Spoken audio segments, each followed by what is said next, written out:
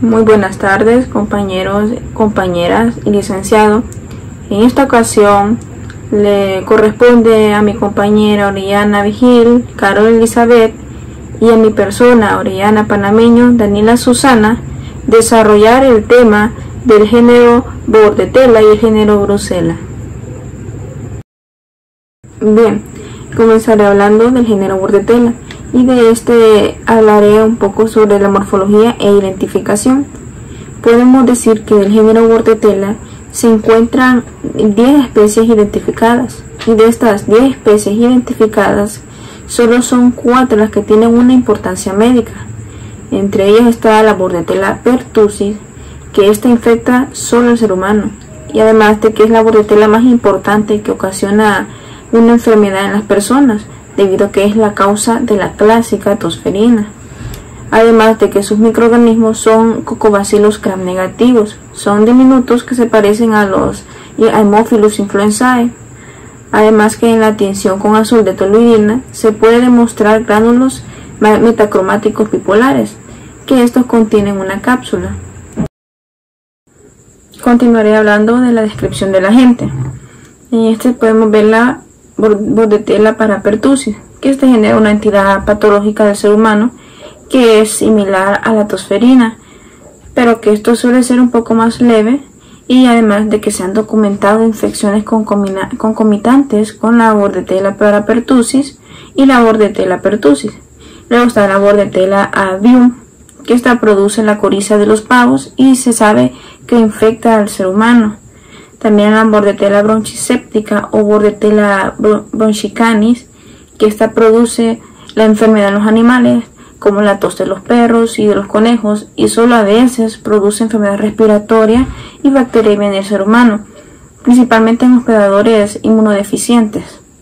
Además de que ahí se encuentran especies más nuevas y sus relaciones con enfermedades, que estas comprenden lo que es la bordetela Hinzi, que es bacteriemia y es una enfermedad respiratoria. Está la bordetela Holmesii, que es bacteriemia en pacientes inmunodeficientes, y la bordetela trematum, que comprende heridas y otitis media, y la bordetela pertussis, que tanto la bordetela parapertussis, la bordetela bronchiséptica, estas tres últimas están íntimamente relacionadas, además de que contienen una homología de DNA de un 72 a 94%, y que tienen unas diferencias muy limitadas con respecto al análisis enzimático multilocus, y además de que estas tres especies podrían considerarse como 3 subespecies dentro de una especie. La bordetela avium, que esta es la única especie que es distinta. Luego está las especies que son similares a la bordetela pertussis, que son las que no causan la tosferina clásica. Y la tosferina es una infección bacteriana aguda de las vías respiratorias que es causada por esta bordetela. Luego está la fase catarral inicial de la tosferina, que conlleva un comienzo insidioso con tos irritante que poco a poco se vuelve paroxística, y que por lo regular en el término de 1 o 2 semanas, que dura de 1 a 2 meses o más. Y luego están los paroxismos, que se caracterizan por una tos repetida y violenta, que cada paroxismo comprende una serie de accesos de tos sin inspiración intercalada, y que puede ir seguida por un peculiar estridor o gallo de tono alto a la respiración. Luego los paroxismos con frecuencia terminan con la expulsión de un moco claro, pegajoso, que a menudo también es seguida por vómito. Además, algo muy importante es que los lactantes menores de 6 meses de edad, los niños vacunados, los adolescentes y los adultos frecuentemente no muestran el cuadro característico de estridores o de tos paroxística. Otra cosa para recalcar es que el número de defunciones por tosferina en las poblaciones vacunadas son muy bajas. Además de que en las poblaciones no inmunizadas, especialmente en las que sufren desnutrición subyacente y múltiples infecciones intestinales y de las vías respiratorias, la tosferina es una de las enfermedades más letales en esos lactantes y niños de corta edad. Entre sus complicaciones se presenta la neumonía, la atelectasia, las convulsiones, la encefalopatía, la pérdida de peso, hernias y la muerte. La neumonía es la causa más común de defunción y que en ocasiones se presenta encefalopatía mortal, quizás de origen hipóxico, e inanición por los vómitos recurrentes. La infección por Bordetella parapertussis produce una infección similar, pero ocasionalmente es más leve. Y además de que las bordetelas son unas bacterias aerobias gram negativas, como la Bordetella pertussis y la Bordetella parapertussis, que son especies similares, pero que en esta última no se expresa el gen que codifica la toxina de la tosferina, es decir, en la Bordetella parapertussis. Entre la parapertussis y la pertussis se basa en cultivos y en las diferencias observadas en estudios bioquímicos e inmunológicos. Continuaré hablando sobre la historia de la enfermedad. La tosferina es una enfermedad conocida desde hace siglos y el término pertussis se comenzó a emplear desde el siglo XVIII. Antes la causa de la tosferina era totalmente desconocida hasta comienzos del siglo XX y se creía fuertemente que el causante de la tosferina era un hongo. La primera descripción clínica de la tosferina es la de Guillermo de Bailleul en 1578, que ha definido bajo el nombre de Tussisquitin. Luego Thomas Sydenham en 1679 y Thomas Willis en 1682 caracterizaron la enfermedad a partir de la cual se describieron muchas epidemias en Europa durante los siglos XVIII y XIX. La bacteria no fue aislada sino hasta 1907 por el francés Jules Bordet, de ahí es proveniente el nombre de dicha bacteria, y Octave Gengot, que usó un cultivo con extractos de papa. Al principio se incluyó con el género Haemophilus, pero al no requerir los factores X y B, se creó el género Bordetella.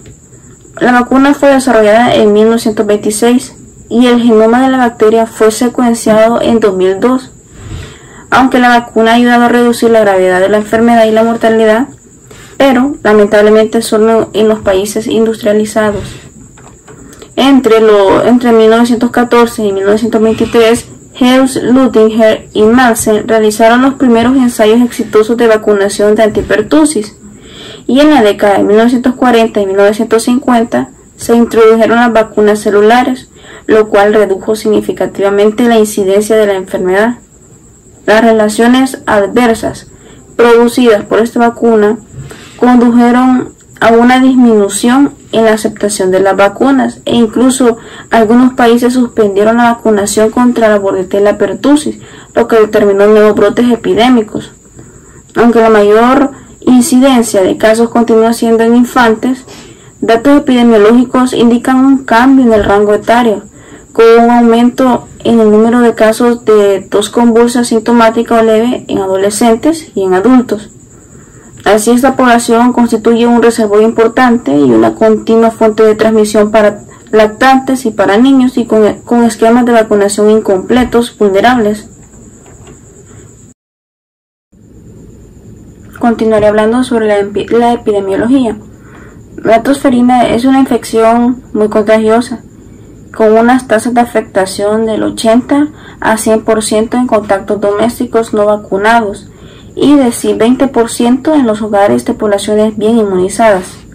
La infección se distribuye por todo el mundo y se produce brotes cíclicos cada 3 a 5 años, un patrón que ha persistido a pesar de la vacunación generalizada.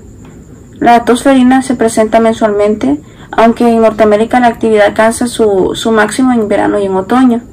Y en los países en vías de desarrollo, la tosferina sigue siendo una causa importante de la morbilidad y de defunciones en lactantes. La frecuencia comunicada de esta enfermedad en todo el mundo ha disminuido gracias a una mejor protección con vacunas. Sin embargo, las tasas de protección todavía son menores al 50% en muchas naciones en desarrollo, y la Organización Mundial de la Salud estima que el 90% de la prevalencia de la tosferina ocurre en los países en vías de desarrollo. En las poblaciones en las que disminuyeron las tasas de inmunización como un resultado de la preocupación sobre las reacciones febriles hacia la vacuna original contra la tosferina, ocurrieron grandes brotes, y la inmunización también produjo un cambio en la distribución por edad en los casos residuales. Y cuando antes era una enfermedad de infantes y de niños pequeños, la tosferina comenzó a presentarse en lactantes y en adultos a partir del final de la adolescencia. Y en poblaciones no inmunizadas, la incidencia llega a su nivel máximo durante la edad preescolar, y más de la mitad de los niños presentan una enfermedad antes de llegar a la etapa adulta. En poblaciones con inmunización intensa como la de Norteamérica, la incidencia máxima se observó entre los lactantes menores de 1 año de edad que no han concluido la serie de inmunización primaria de las 3 dosis.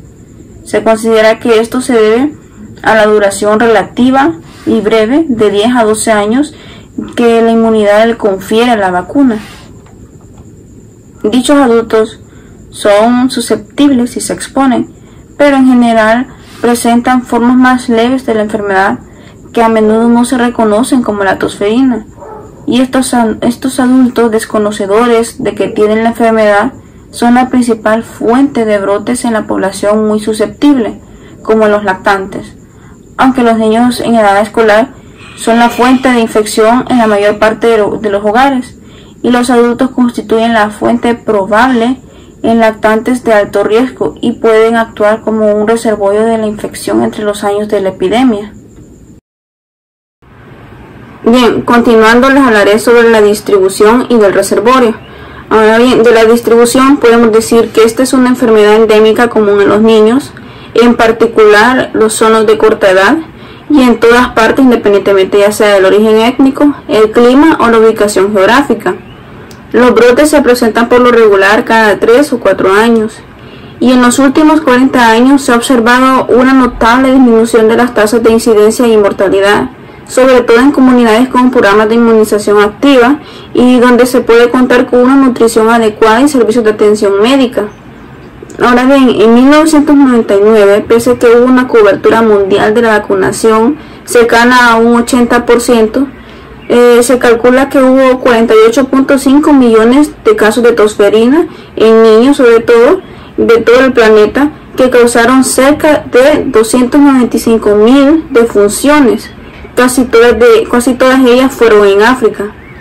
Las tasas de incidencia han aumentado en países como Japón a principios del decenio de 1980, y Suecia y el Reino Unido, donde los índices de vacunación contra la tosferina cayeron en el pasado, ahora se elevaron nuevamente cuando se reinstituyeron los programas de vacunación. Y en los países con una alta cobertura de la vacunación, la tasa de incidencia en niños menores de 15 años es inferior a 1 por 100.000.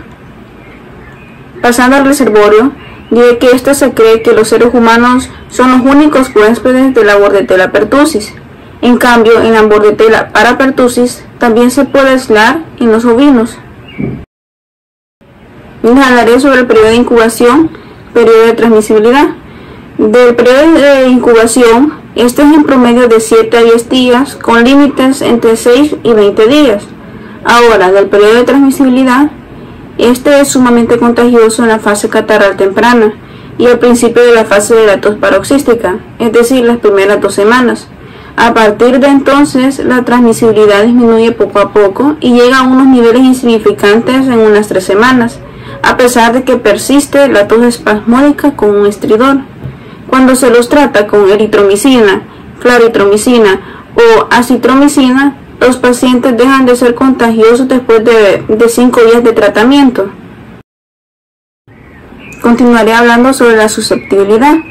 Ahora bien, la susceptibilidad de las personas no inmunizadas, esta es universal y se observa una tasa de ataques secundarios de hasta el 90% en los contactos no inmunizados del núcleo familiar. Si bien los anticuerpos atraviesan la placenta, pero no se ha demostrado una inmunidad adquirida por vía transplacentaria en los lactantes, y la incidencia más elevada se presenta en los niños menores de 5 años de edad, salvo en los lugares donde los programas de vacunación en los lactantes han sido muy eficaces y la incidencia ahora predomina sobre todo en los adolescentes. En todos los grupos de edad hay casos atípicos leves y que pasan inadvertidos también.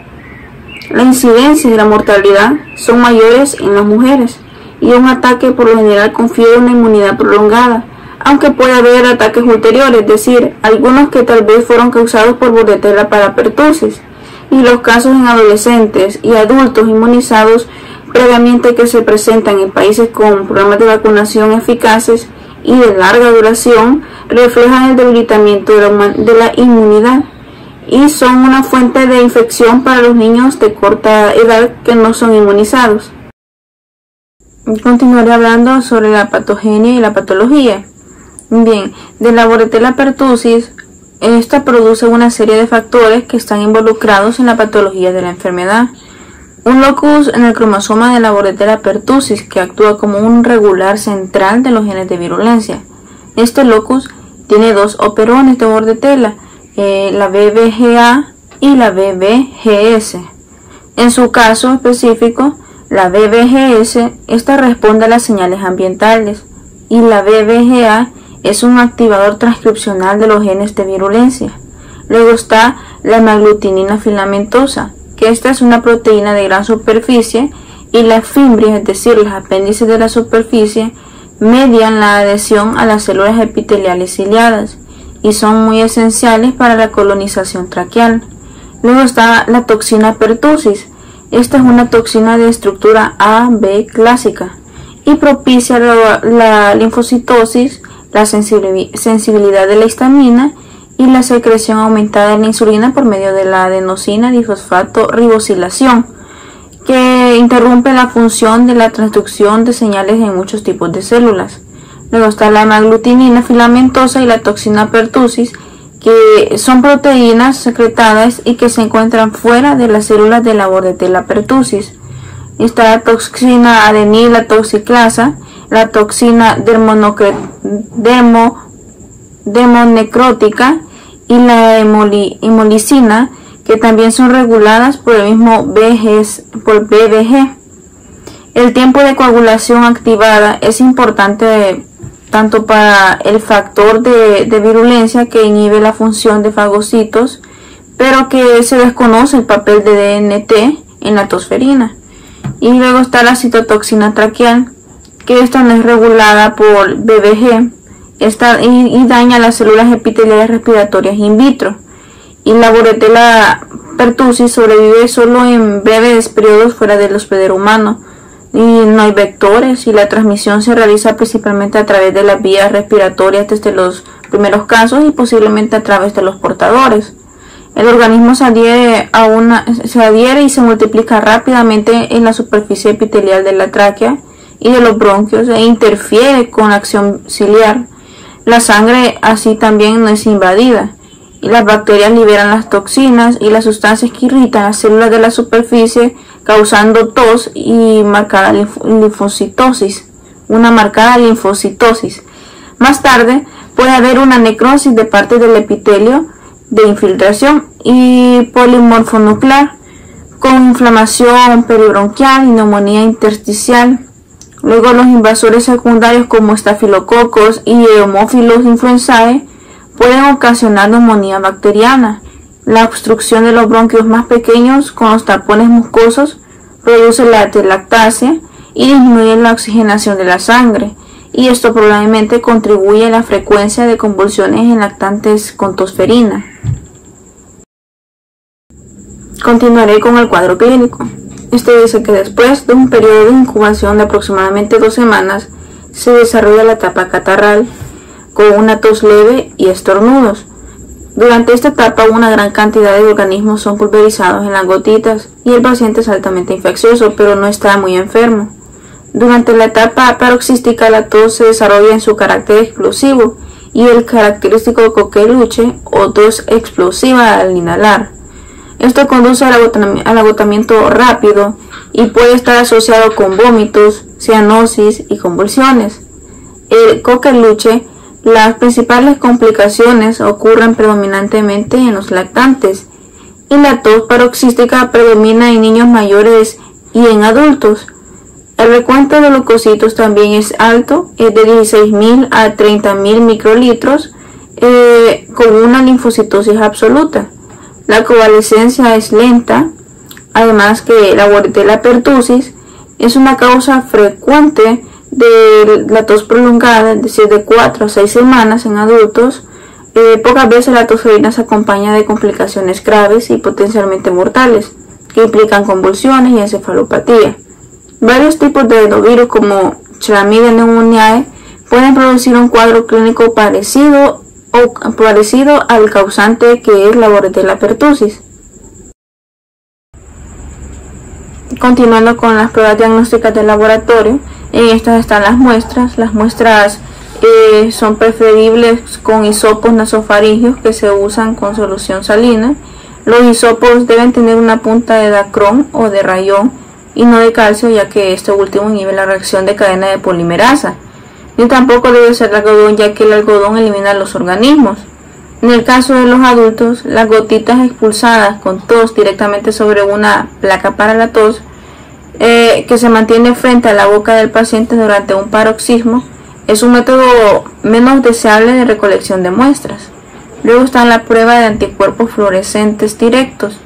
El reactivo de anticuerpos fluorescentes se puede utilizar a la hora de examinar muestras de hisopo nasofaringeo. Sin embargo, pueden producirse resultados falsos positivos y falsos negativos. La sensibilidad es de alrededor de un 50%. Y la prueba es más útil a la hora de identificar la Bordetella pertussis después del cultivo en medios sólidos. Luego están los cultivos. Los aspirados o hisopos nasofaringeos se cultivan en medios. Los antibióticos en los medios tienden a inhibir otros microorganismos respiratorios, pero permiten el crecimiento de la Bordetella pertussis. Los organismos se identifican por tinción inmunofluorescente o por aglutinación en portaobjetos con antisuero específico. Luego está la reacción en cadena de la polimerasa. Esta reacción y otros métodos de amplificación del ácido nucleico son los métodos más sensibles cuando se desea diagnosticar la tosferina.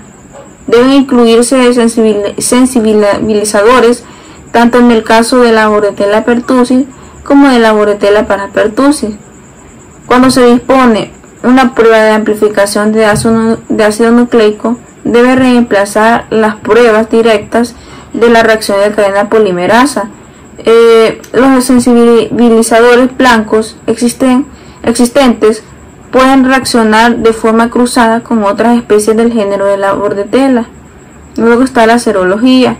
Las pruebas serológicas en pacientes son de poca ayuda diagnóstica porque la elevación de los anticuerpos aglutinantes o precipitantes esta no se produce hasta la tercera semana de la enfermedad. La serología puede ser útil a la hora de evaluar a los pacientes que presentan entre 2 a 4 semanas de enfermedad. Continuando con el diagnóstico diferencial, el diagnóstico diferencial de la tosferina es el síndrome coqueluchoide, el cual es una entidad que se relaciona con la enfermedad por su gran similitud tanto clínica como en el laboratorio, con la única diferencia de su etiología y de la progresión de la enfermedad.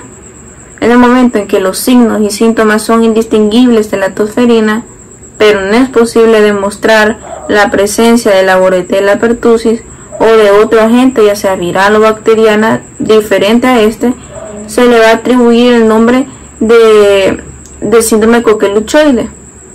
Hoy de entre los microorganismos que pueden causar síndrome coqueluchoide está en la Mycoplasma pneumoniae, la Chlamydia trachomatis, la Bordetella bronchiséptica y los virus como el virus sincital respiratorio, el rinovirus, el adenovirus, el virus de la influenza y el virus para la influenza humana.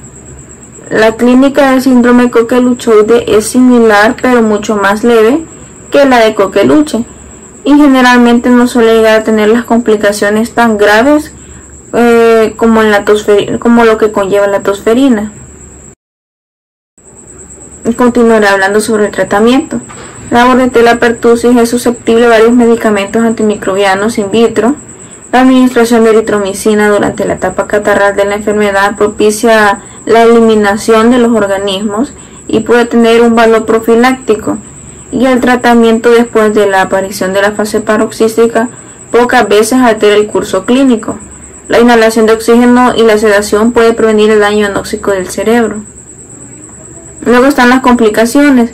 Entre las complicaciones se registran la hipertensión pulmonar, la neumonía, la atelectasia, las convulsiones, la encefalopatía, la pérdida de peso, hernias y la muerte. Las complicaciones pulmonares son la principal causa de muerte y en ocasiones se presenta una encefalopatía mortal, quizás de origen hipóxico, así como inanición por los vómitos recurrentes. El número de defunciones en la población vacunada es bajo también. Ahora, los cuadros más graves y las defunciones se producen en niños menores de 6 meses, a menudo en los que son muy pequeños para haber completado el esquema de vacunación primaria.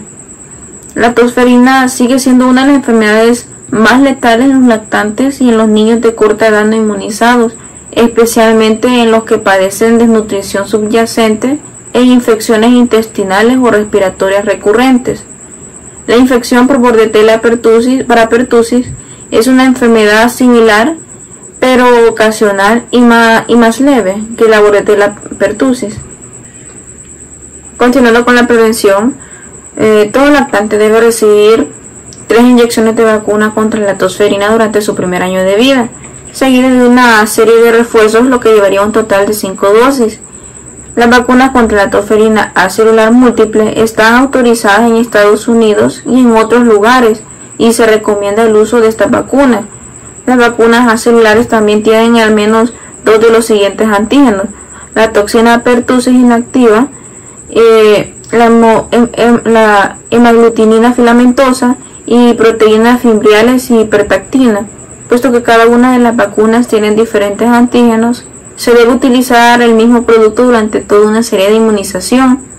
La administración profiláctica de eritromicina durante 5 días también puede beneficiar a bebés no inmunizados o adultos muy expuestos.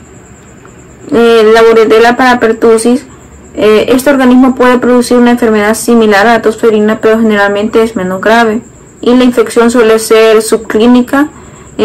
También la Bordetella pertussis crece con más rapidez que la Bordetella típica, Bordetella pertussis, y produce colonias más grandes.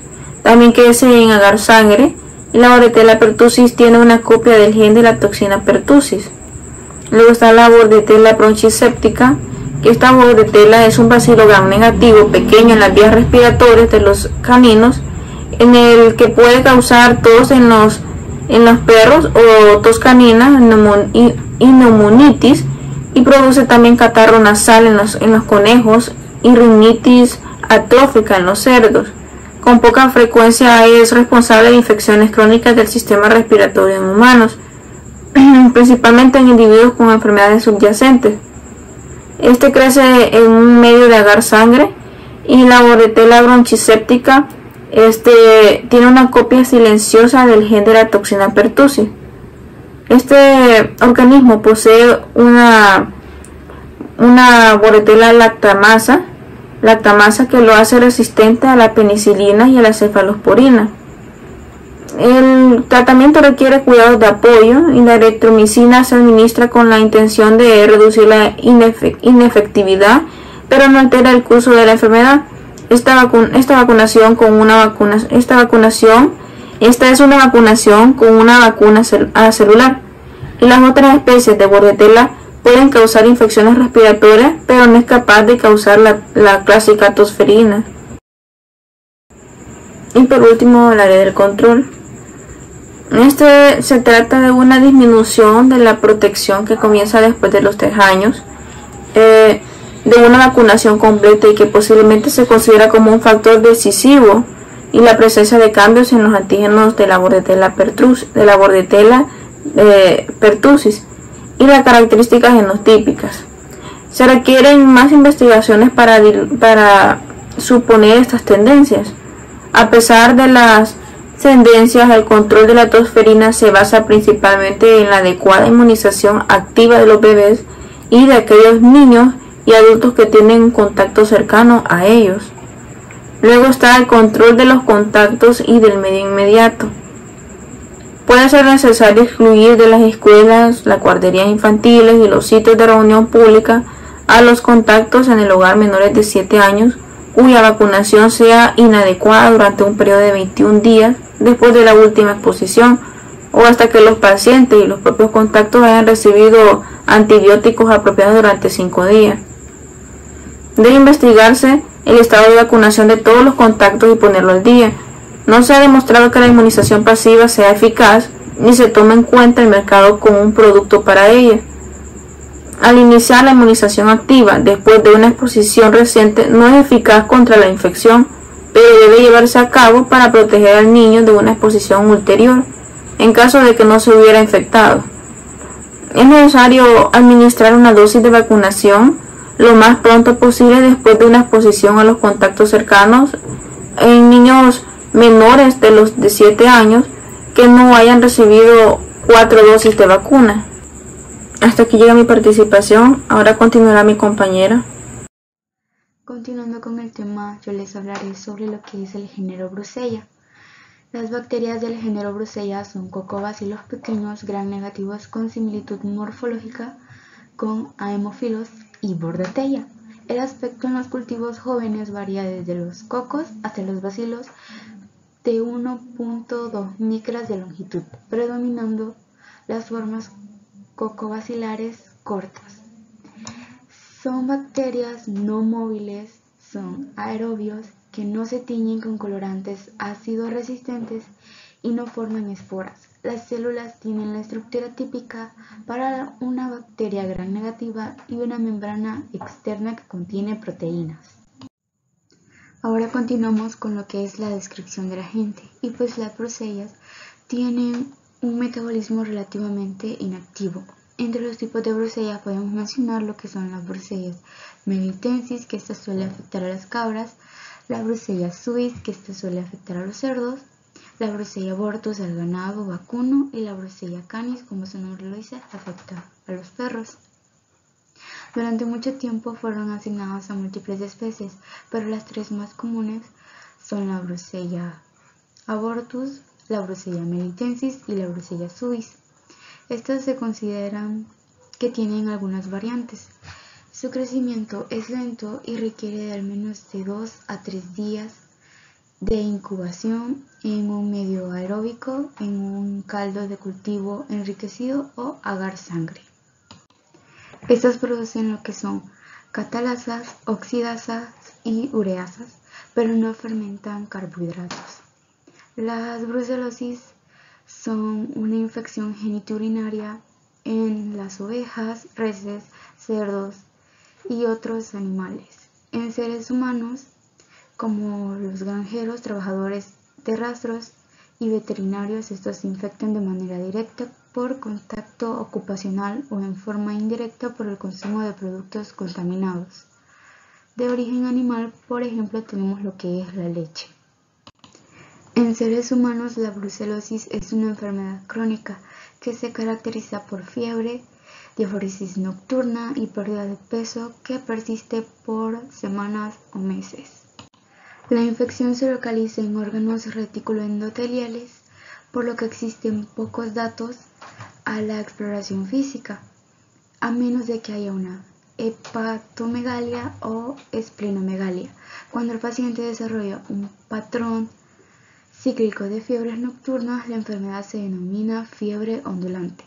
Pueden presentarse infecciones supurativas localizadas en algunos órganos tales como el hígado, el vaso, así como infecciones crónicas localizadas. Se ha descrito también lo que son algunos cuadros subclínicos. Esta enfermedad puede durar días, meses o en ocasiones hasta años o más si no es tratada adecuadamente. Les continuaré hablando un poco sobre la historia de la enfermedad.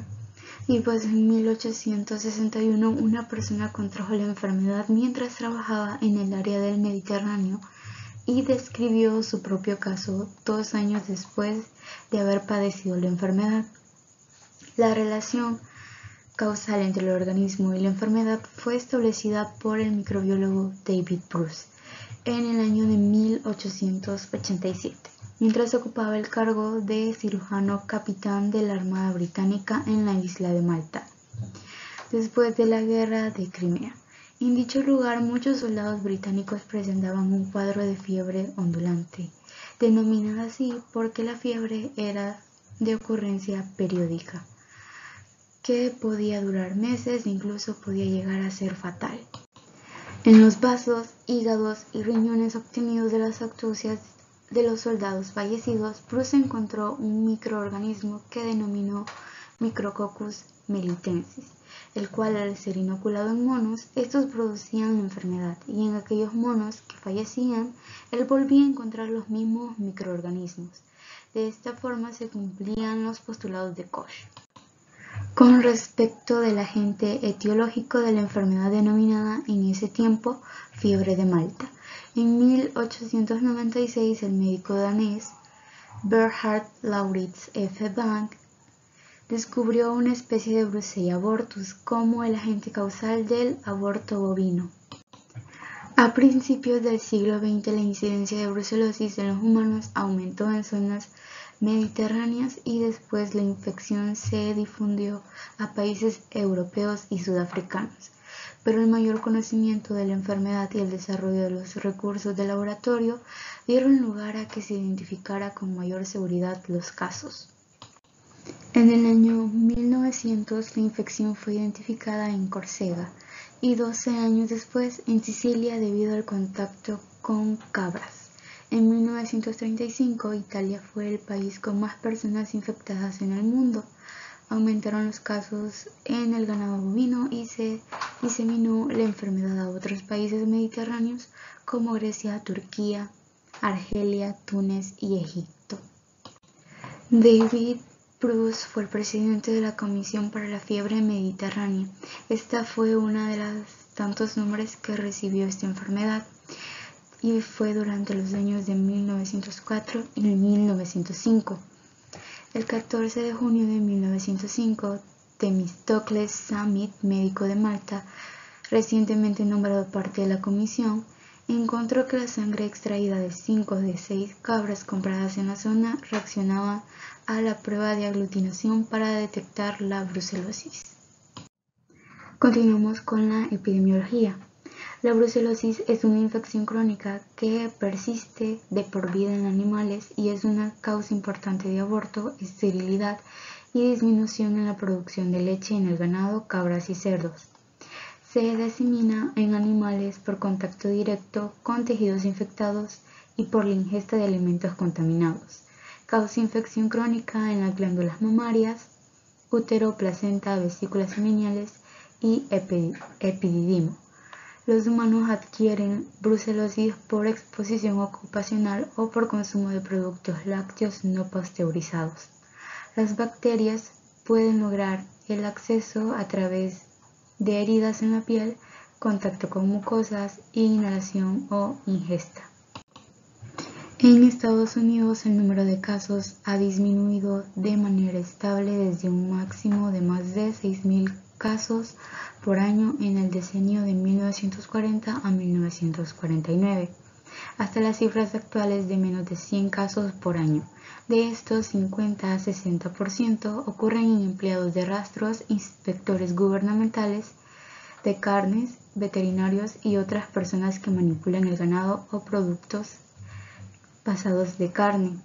El consumo de productos lácteos no pasteurizados explica del 8 al 10% de las infecciones y es la principal fuente en las personas que no tienen conexión con la industria del ganado o procesamiento de carne.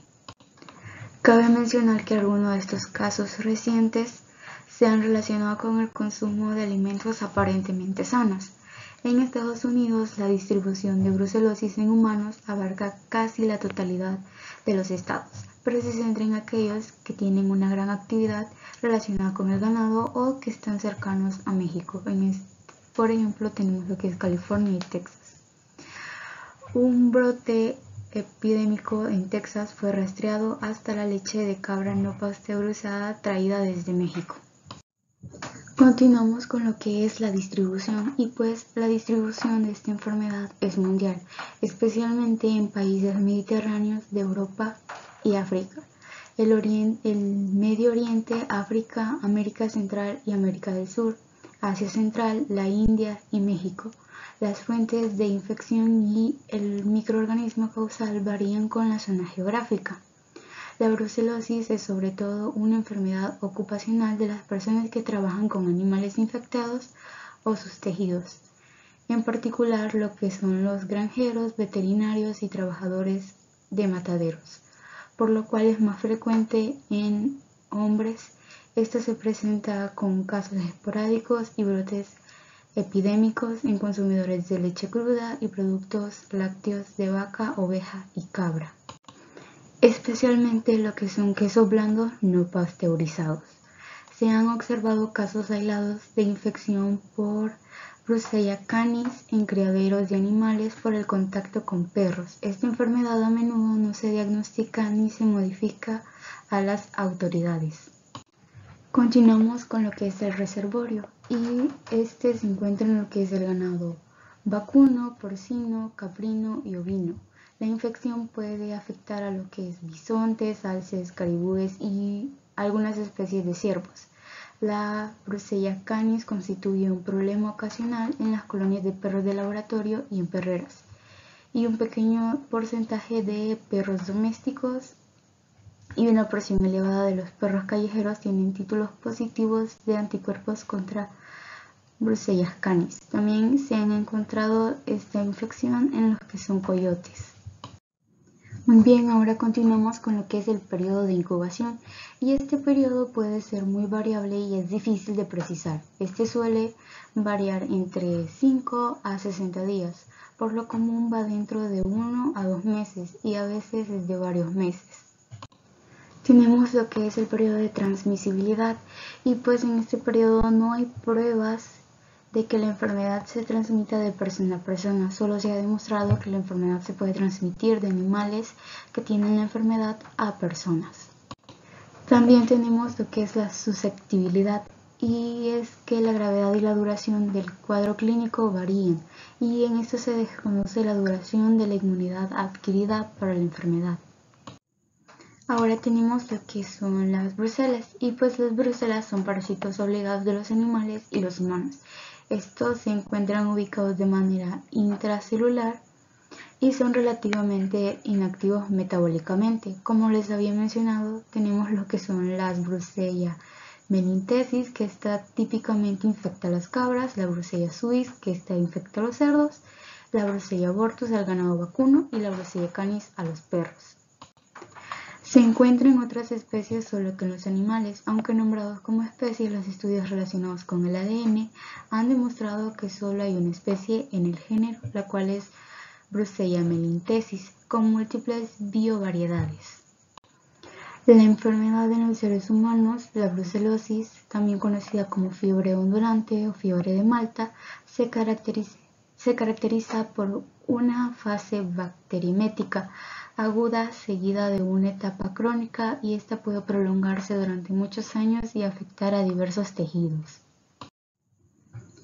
Ahora continuamos con lo que es la patogenia y patología. Aunque cada especie de Brucella tiene un hospedero preferido, todas pueden infectar a una gran variedad de animales, incluidos los humanos. Las vías frecuentes de infección en los seres humanos son en el tubo digestivo por la ingesta de leche infectada, las membranas mucosas por medio de gotitas, y la piel, que es por medio de contacto con tejidos infectados de animales. El queso elaborado con leche de cabra no pasteurizada es un vehículo particularmente común. Los organismos progresan desde el lugar de entrada hasta a través de los canales linfáticos y los ganglios linfáticos regionales hasta el conducto torácico y el torrente sanguíneo, que los distribuye a los órganos parenquimatosos. Los nódulos granulomatosos, que pueden convertirse en abscesos, se forman en los tejidos linfáticos, el hígado, vaso, médula ósea y otras partes del sistema reticuloendotelial.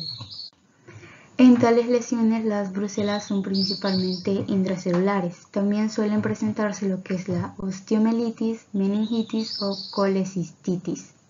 La principal reacción histológica presente en la brucelosis consiste en la proliferación de células mononucleares, exudación de fibrina, necrosis de coagulación y fibrosis. Los granulomas consisten en células epitelioides y gigantes con necrosis central y fibrosis periférica. Las brucelas que infectan a los humanos tienen diferencias aparentes en la patogenicidad. Tenemos lo que es la Brucella abortus, que por lo general causa una enfermedad leve sin complicaciones. Tenemos también la Brucella canis, que también causa una enfermedad leve, y la infección por Brucella suis, que tiende a ser crónica con lesiones supurativas, que puede estar presente en granulomas de vaciamiento. La infección por Brucella melintesis es la más aguda y severa. Las personas con brucelosis activa reaccionan marcadamente por medio de lo que es fiebre y mialgia a la endotoxina de la brucella inyectada en comparación con las personas normales. La sensibilidad a la endotoxina, por tanto, puede tener participación en la patología. Las placentas y membranas fetales de bovinos, porcinos, ovinos y caprinos contienen lo que es eritritol, que es un factor de crecimiento dirigido a las brucelas. La proliferación de organismos en animales preñados provoca lo que es placentitis y abortos en estas especies. No hay eritritol en las placentas humanas y el aborto no es parte de la infección de brucella en los humanos. Ahora continuamos con lo que es el cuadro clínico. Y el periodo de incubación varía de 1 a 4 semanas. El inicio es insidioso, es decir que este puede estar presentado con malestar, fiebre, debilidad, dolores y diafresis. La fiebre suele subir por la tarde, desciende durante la noche y se acompaña con sudoración abundante. Pueden haber síntomas gastrointestinales y nerviosos. Los ganglios linfáticos se agrandan y el vaso se vuelve palpable. La hepatitis puede ir acompañada de ictericia, el dolor profundo y los trastornos del movimiento, particularmente en los cuerpos vertebrales, sugieren lo que es una osteomielitis. Estos síntomas de infección generalizada por brucella generalmente disminuyen en semanas o meses, dependiendo cómo se trate la enfermedad, aunque las lesiones y los síntomas localizados pueden continuar después de una infección inicial. Esta puede desarrollarse en una etapa crónica caracterizada por lo que es la debilidad, dolores y molestias. También presenta lo que es fiebre baja, nerviosismo y otras manifestaciones inespecíficas compatibles con síntomas psiconeuróticos. Cabe destacar que las brucelas no se pueden aislar del paciente en esta etapa, pero el título de aglutina puede ser alto. El diagnóstico de brucelosis crónica es difícil de establecer con certeza a menos de que haya lesiones locales. Ahora tenemos lo que son las pruebas diagnósticas de laboratorio. En estas tenemos lo que son las muestras, que estas se debe extraer sangre destinada al cultivo, material de biopsia del cultivo, lo cual pueden ser ganglios linfáticos, entre otras. También está lo que es suero y todos los dirigidos hacia pruebas serológicas. Están también lo que son los cultivos. Y el agar dirigido a las brucelas fue diseñado específicamente con el propósito de cultivar bacterias de esta especie. El medio está altamente enriquecido y en forma reducida se utiliza principalmente en cultivos destinados a estas bacterias anaerobias. En forma oxigenada, el medio multiplica muy bien a las bacterias de la especie Brucella. Sin embargo, a menudo no se sospecha una infección con especies de Brucella cuando se establecen cultivos de muestras en pacientes y pocas veces se utiliza el agar destinado a Brucella. Las bacterias del género Brucella crecen en medios de uso frecuente, incluyendo el medio de Triticasa soja, con o sin sangre de carnero al 5%, medio de infusión en cerebro y corazón y lo que es el agar chocolate. El agar chocolate es otra variante de lo que es el agar sangre. Las bacterias del género Brucella se multiplican con facilidad en medios destinados al hemocultivo.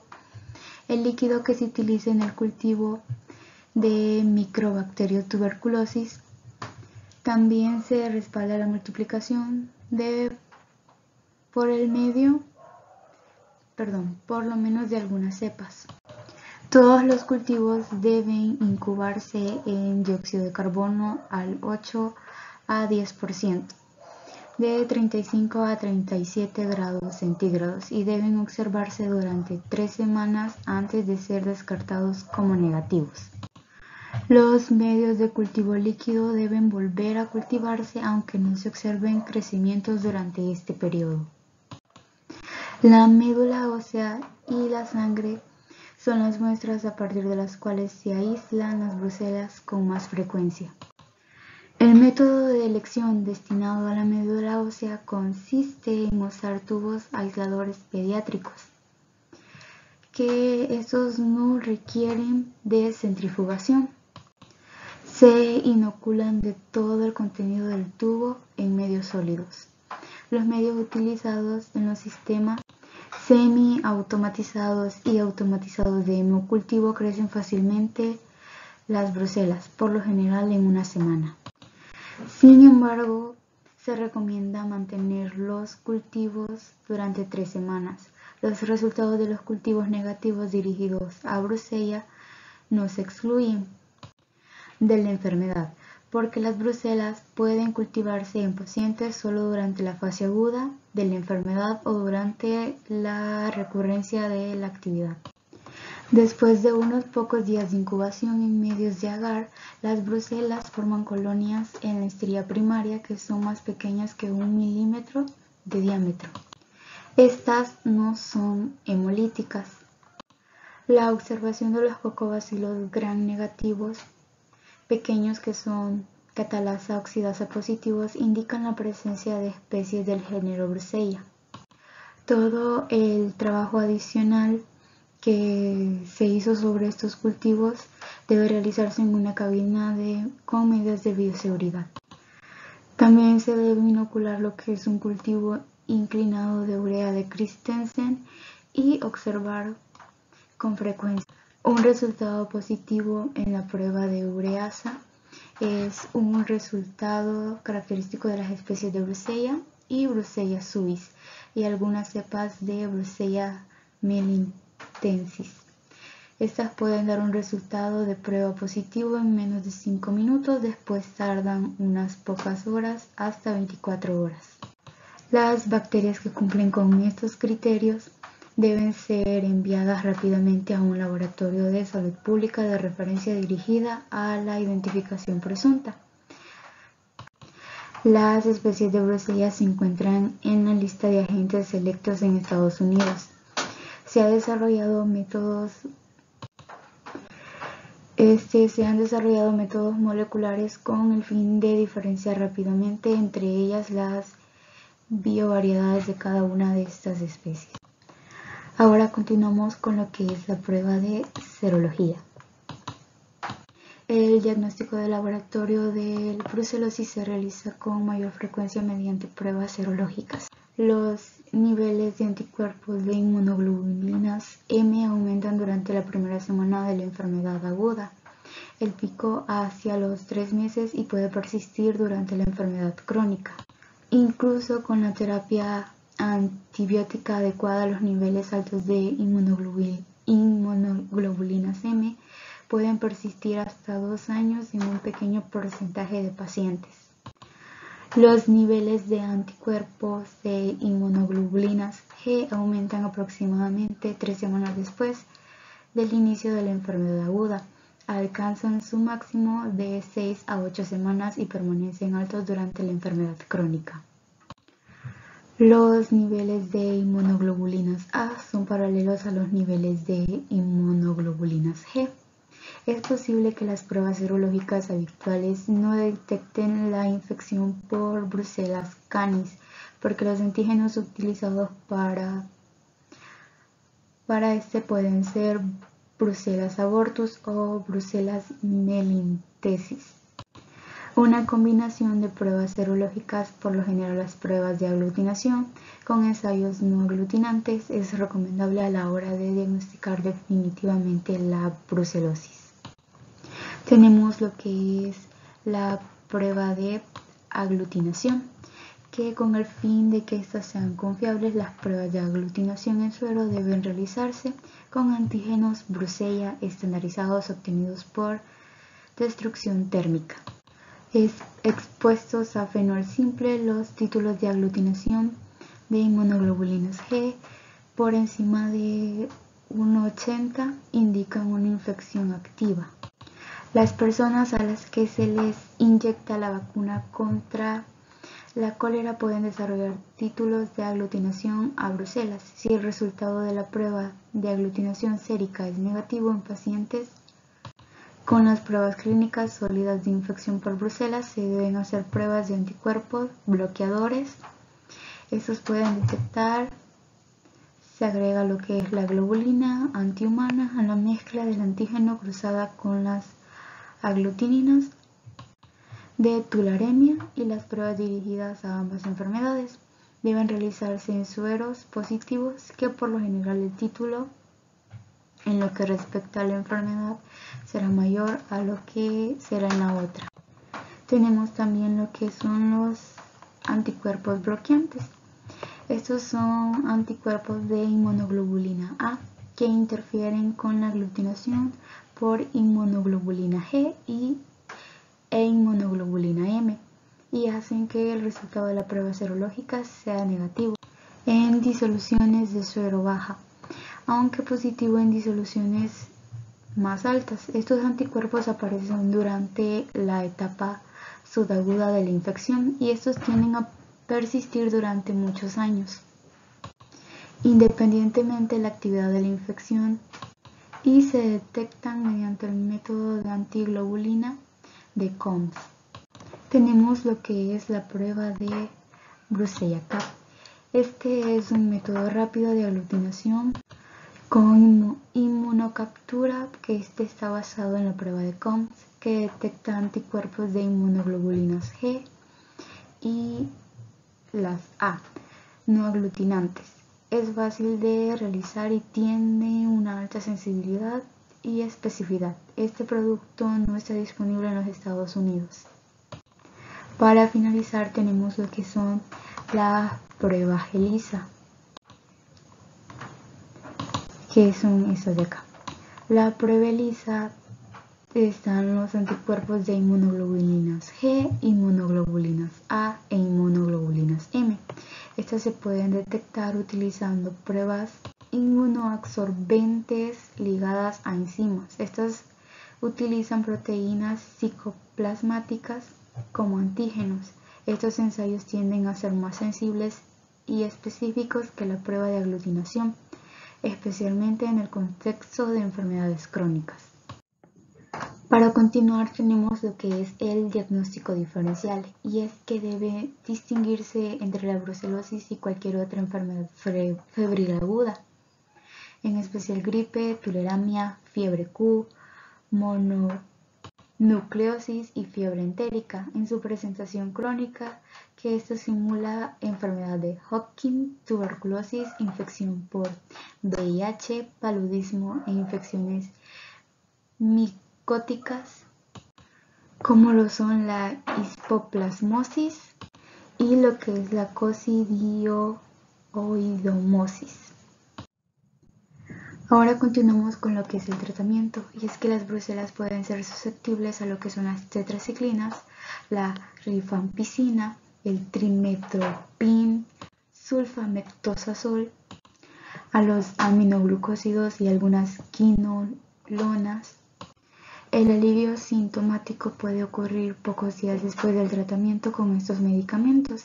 Sin embargo, debido a su ubicación intracelular, los organismos no se pueden erradicar fácilmente en el hospedero. A fin de obtener mejores resultados en el tratamiento, se debe recomendar que sea prolongado.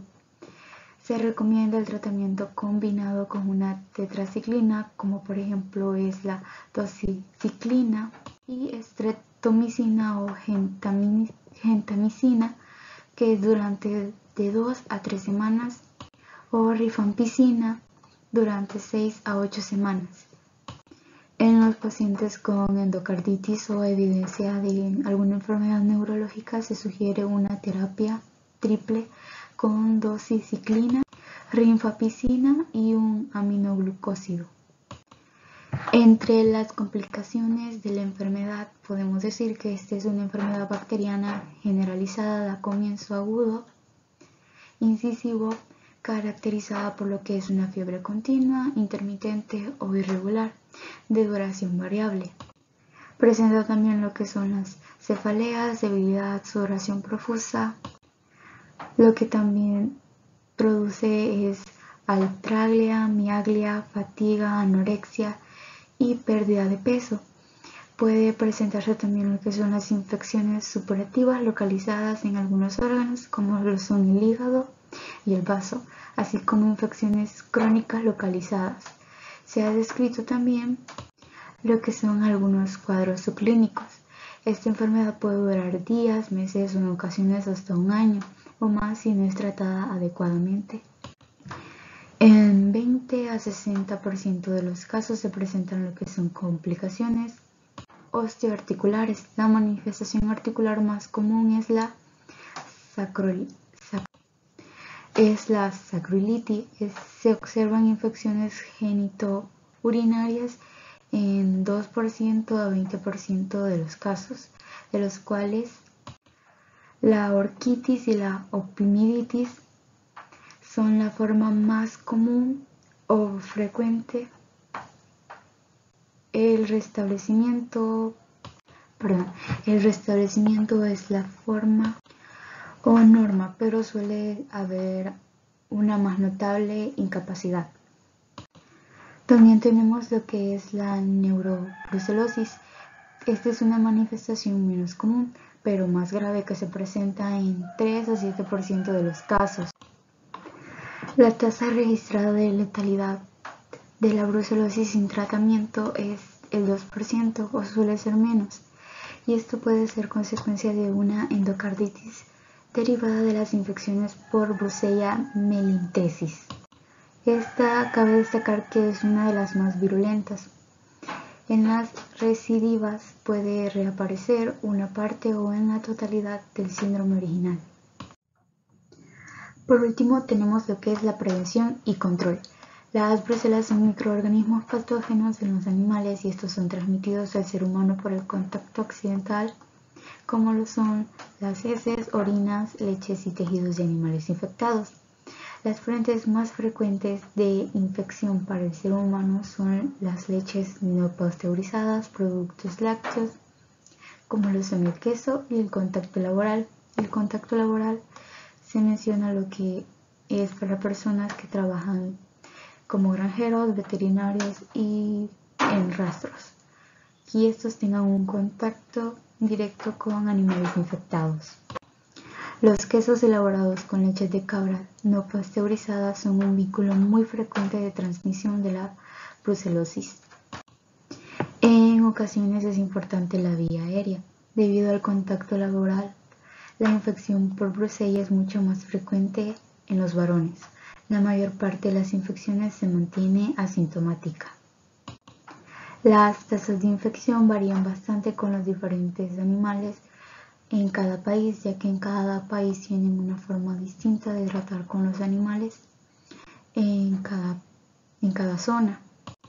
Fuera de los Estados Unidos, la infección tiene una mayor prevalencia.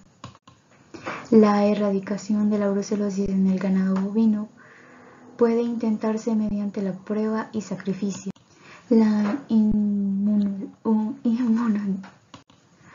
También puede ser por medio de la inmunización o combinando pruebas, las cuales son la segregación e inmunización.